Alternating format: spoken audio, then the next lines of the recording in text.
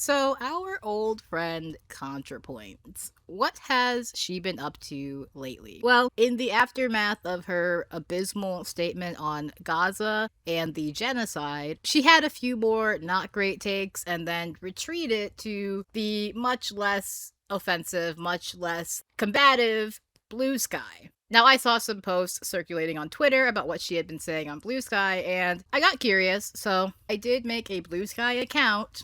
I guess you can follow me on Blue Sky now. I am still just Loxley over there as well. I won't be posting, but you can follow me there. I went to old ContraPoints, Natalie Wynn, her page, and what did I find? But her having posted a clip from Livestream Fail. To the average person, this doesn't really mean anything, and it shouldn't, but Livestream Fail is just, I don't know, not great. I don't really go there very often, but I do tend to lean in the direction that it is not the best Reddit. So, her posting a clip from Livestream Fails, already a little bit sus in my opinion. A little bit like, okay, interesting choice, but we'll see what you can come up with.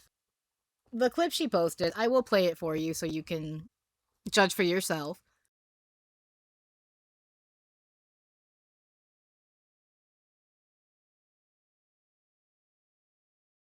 He's doing exactly what I said he was going to do. He's going to tell you that, and by the way, this is a wrong statement that he's going to deliver, but don't you think things would be better for trans people right now if Kamala Harris, after making concessions about transphobia and leaning into anti-trans narratives, if she had won, don't you think things would be better for trans people as opposed to right now? The reason why this is wrong is twofold. Number one, at that point, all you've done is, once again, concede to the right-wing framing on trans people presenting some outsized harm to the American population. It's not only incorrect, but it's a harmful narrative, and you've leaned into it. And in that process of leaning into it, you have normalized it. You have legitimized the claims of your opponent. Number two, your opponent, in the aftermath of that recognition, will just turn around and say, see, these fucking pro-trans losers even recognize I'm right. Vote for me. I will deal with the trans people with the integrity necessary. Okay? So not only do you look hypocritical, but you end up fucking losing for that reason. Because you can never defeat the Republicans on hate mongering. You just can't. Okay?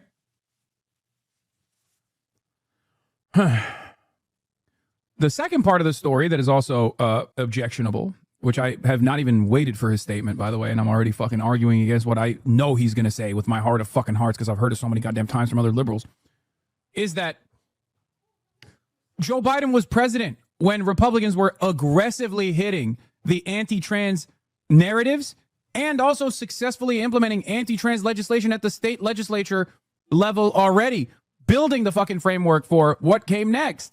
And in the absence of fighting back against that, the administration also allowed this to happen in some very meaningful ways. Anyway. So that was Hasan's take. And personally, I agree with him. I would also just like to add that this idea that things would be quote unquote better if Kamala was president, it's very silly. It's not necessarily incorrect at face value, but when you start to look at the how much better would things really be, it's marginal. It's fractional. You're arguing over a fraction of a percent here, you know? You would not be making leaps and bounds when it comes to trans rights.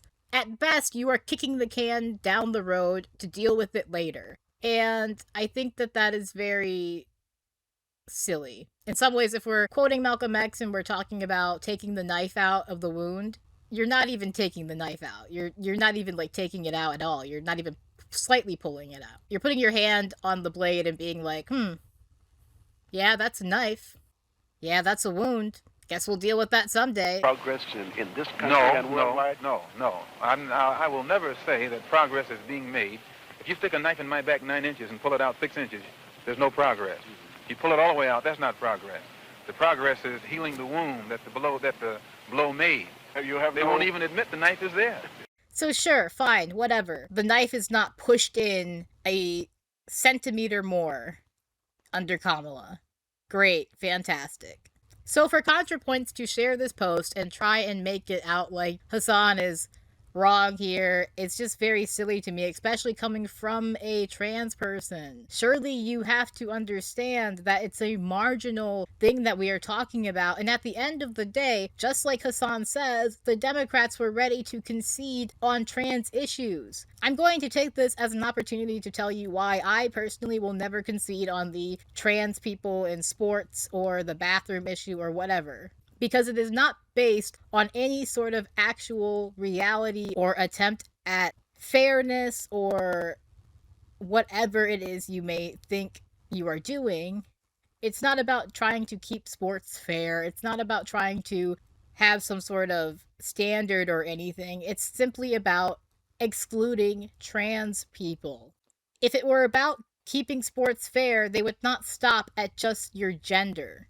They would go further. We would have sports that are divided up into many different subcategories because of the many different differences between human beings. If it were about being fair, why stop at just gender if your focus is trying to make sports as fair as possible? Why not height? Why not weight? Obviously, some sports do have weight classes and stuff like that, but again, why stop there? If it's about fairness, we can go so much further. But it's not about fairness. It's not about the integrity of the sport or whatever the fuck they want to say it is. It's about excluding trans people from participating. And that, in and of itself, is wrong. And you can sit there and go, oh, you don't have a right to participate in sports or whatever. Sure, fine. But you also don't have a right to discriminate against someone simply because they are trans. And that's all that this is. So it is insane to me that ContraPoints thinks it would be better to have someone who was willing to concede on that issue. Surely you understand that it is nothing more than about excluding trans people and making them not be able to participate in something. That is it. It is pure discrimination. And you should be fighting against that at every turn. There is no world in which you should accept being discriminated against because you want a slightly better candidate. That is ridiculous. And at the end of the day, the real people we should be blaming, again, are the Democrats because they lost the fucking election. It is their fault they lost, not ours. It is the fault of the candidate, of the campaign, of the party that they lost the election. They did not do everything that they should have done to win. They did not do everything in their power to win. So if you truly want to sit here and be upset at somebody because things are worse for trans people, it should be Kamala. It should be the campaign. It should be the people who told her to run as a small business herself. You know, Kamala Harris, she's a small business. And prosecutor Kamala Harris, small business. Yeah, like, what do you... This ContraPoints frustrates me on a very deep level, and she continues to have terrible takes. Everything that happens right now happens against the backdrop of a genocide. And when that is happening, it really is hard to care about these little things, these things that we are arguing over that are honestly dead and gone at this point. The election's over. We have to move forward. We shouldn't be sitting here arguing over Kamala and arguing over who would be better and whatever. We have to acknowledge the mistakes. We have to acknowledge what went wrong and do better in the future. That is the only thing we can do. And if ContraPoints really cared about making things better for trans people, which I believe she does, I don't think she wants things to be worse for herself in this country, then she needs to recognize that the Democrats are not these saviors that are coming to fix everything or even fix some of this shit. I'm going to wrap this up here because I don't want this to be too long, and I really did just kind of want to rant about ContraPoints a little bit because I don't understand why she does this, why she's so bad at this, why she has such a terrible grasp here, but thank you so much for watching. I appreciate you. If you could do me a favor and leave the video a like and a comment, that would be great. Hit that subscribe button. That is all I have for you. So thank you so much for watching. If you made it this far, take care of yourself. Free Palestine. And goodbye.